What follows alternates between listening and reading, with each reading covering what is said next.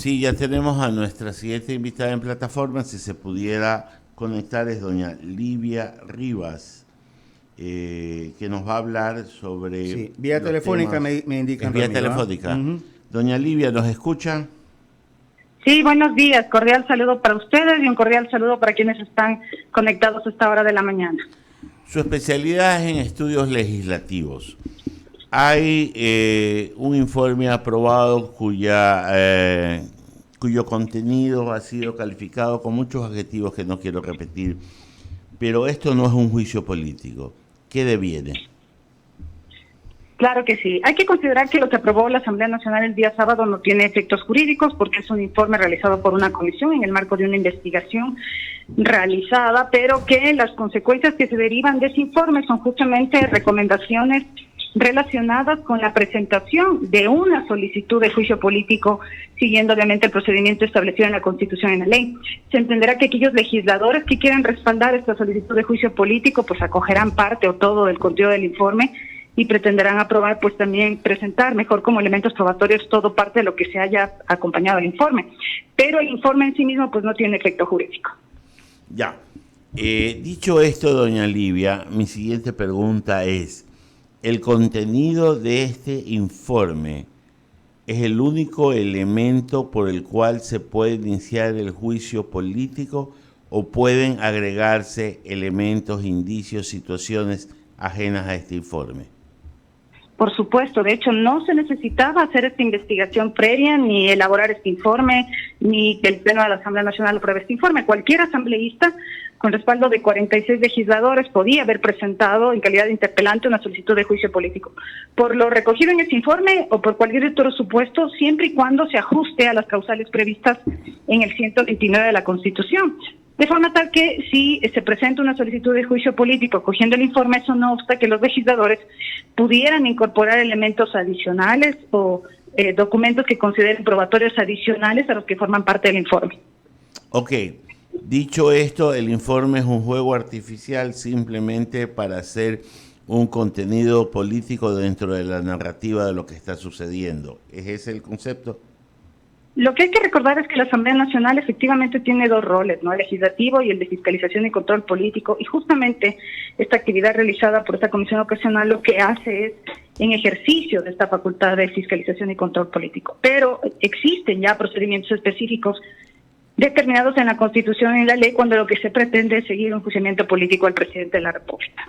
Clarísimo. En el contenido de este informe, de lo que se ha podido revisar y escuchar a la gente que sabe, y por eso va mi pregunta, ¿existe algún encuadramiento que pueda verificarse dentro de las causales específicas que puede invocar la Asamblea para iniciar un juicio político? Eso es algo que seguramente estarán analizando quienes van a presentar esta solicitud de juicio político, porque como le digo, el informe primero no es vinculante para los interpelantes, dos, si es que los interpelantes consideran que hay algún elemento que deben argumentar de mejor manera o sustentar, porque obviamente la solicitud de juicio político no se basa en meras afirmaciones, sino que la ley orgánica de la función legislativa exige, primero, que la solicitud sea debidamente fundamentada y dos, que se acompañen las pruebas que se dispongan. Se entenderá que en la medida en que los legisladores consideren que el señor presidente se adecua a cualquiera de las causales previstas pues en la Constitución, en el 129, deberán aportar pues justamente los elementos probatorios necesarios. Ok. Este petitorio debidamente fundamentado va a ser constitucional luego de la revisión del CAL. Usted ha dicho que hay que adjuntar las pruebas, los elementos de convicción necesarios a nivel político para que se verifique el juicio político y estas causales y estos hechos puedan encuadrarse dentro de las causales que la Constitución otorga a la Asamblea para iniciar el proceso. Estando en sede constitucional, un pedido de estos, si se incluye una prueba, un elemento como elemento de,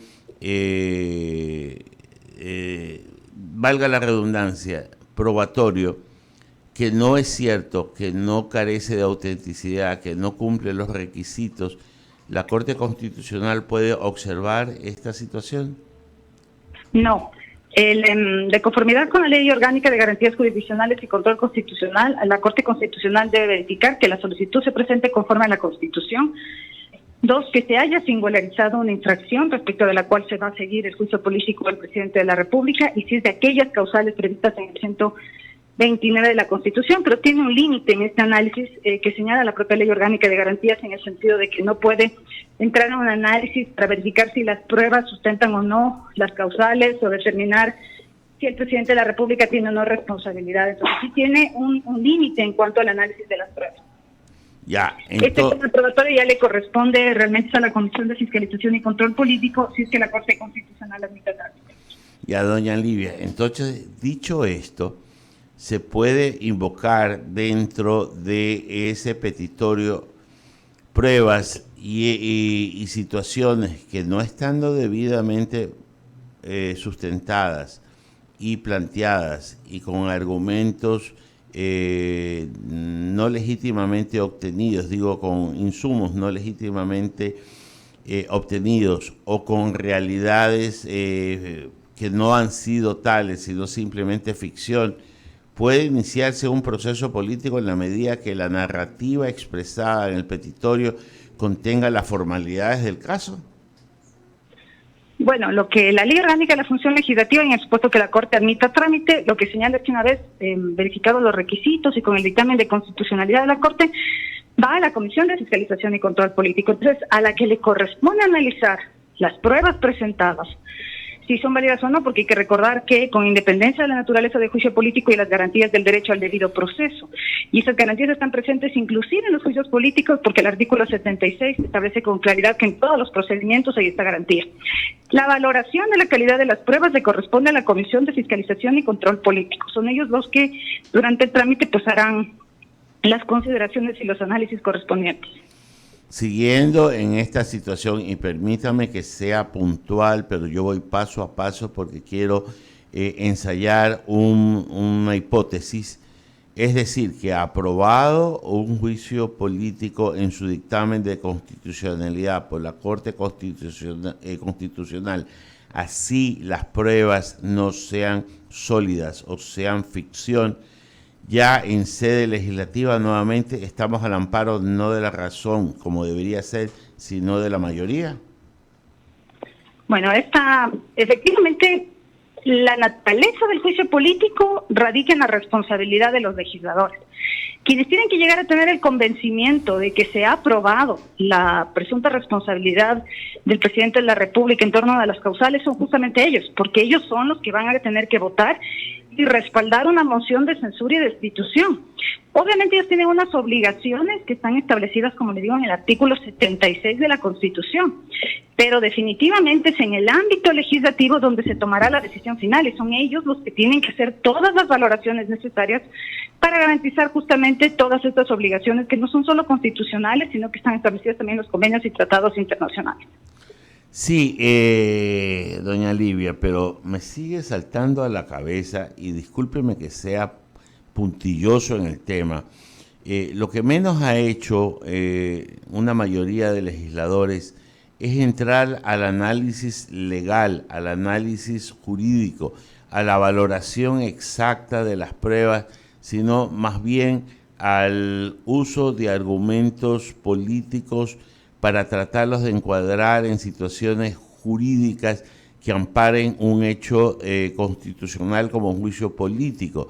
Y entonces estamos a merced de una mayoría, aunque invoquen situaciones que no son, aunque los hechos que se expongan no sean del todo comprobables y ciertos, y que simplemente con una manifestación expresada en un documento pueden censurar y destituir a un presidente de la República.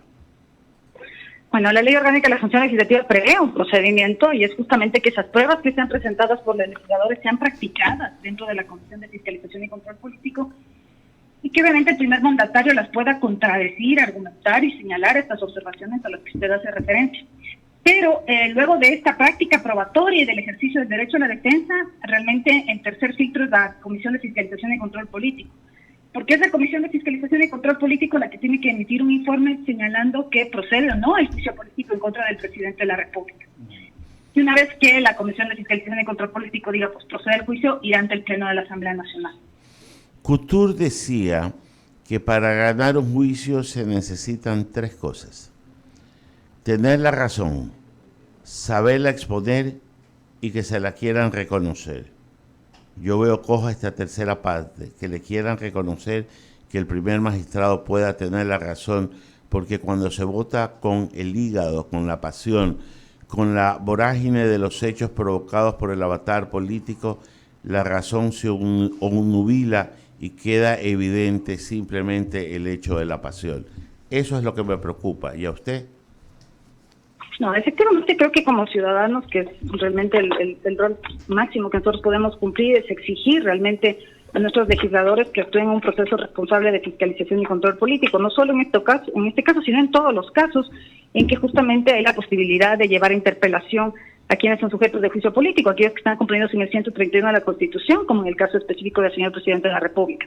Entonces, como ciudadanos, lo que nosotros exigimos de la Asamblea Nacional es un ejercicio responsable justamente de la fiscalización y control político. Y obviamente todas las preocupaciones que podemos tener como ciudadanos, esperamos que, bueno, en primer lugar, pues se practiquen las pruebas conforme a lo que manda la Constitución y la ley, y bueno, habrá que ver también el filtro de la Corte Constitucional a la que le corresponde dar el dictamen previo. Y en el supuesto, más vale no consentido, sino consentido, de que la Asamblea proceda en contra de estos principios que usted claramente ha manifestado, ¿qué acciones se tienen? No existen muchos antecedentes de presentar, por ejemplo, acciones de protección en torno a juicios políticos.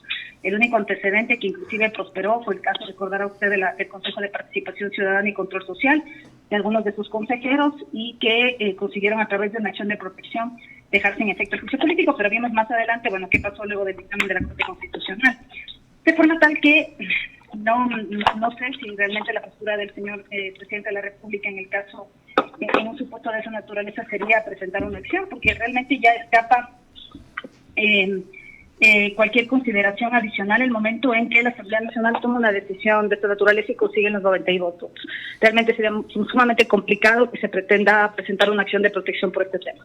Ya, pero sería, si esta situación se diera y fuera evidente la animadversión de la Asamblea frente a los hechos demostrados por el presidente de la República, y aún así decidieran destituirlo, es un grave caso de conmoción nacional que ameritaría la disolución del Congreso y llamar a muerte cruzada. Pues efectivamente, el señor presidente de la República siempre va a tener la potestad de activar la muerte cruzada, y con esto le pediría las miles de disculpas porque me va a tocar terminar la entrevista porque voy a entrar en otra. Le quería comentar que, bueno, efectivamente el señor presidente de la República va a tener la posibilidad de activar la muerte cruzada en cualquier momento, es decir, disolver el Parlamento, en la medida en que se encuentre en cualquiera de los supuestos establecidos en la Constitución, y específicamente en el caso de grave crisis política y conmoción interna. Doña Livia, le paso a mi compañero Enrique San Martín, que va a continuar con la entrevista. Por mi parte, muchas gracias. Muchas gracias. Me voy a tener que retirar y les ofrezco disculpas, y justo cuando cuadré esta entrevista les decía que tengo otra entrevista inmediatamente y me voy a tener que disculpar. Por favor, les ruego que me sepan disculpar. Lastimosamente no voy a poder continuar con la entrevista. No se preocupe, doña Livia, ese es el costo de tener entrevistados talentosos que son requeridos por varios medios. Muy amables, buenos días, muchas gracias. Que tenga un buen día. Ha sido doña Livia Rivas quien nos estaba comentando sobre las acciones legislativas y sede constitucional que podrían darse en el eventual inicio de un juicio político al presidente de la República.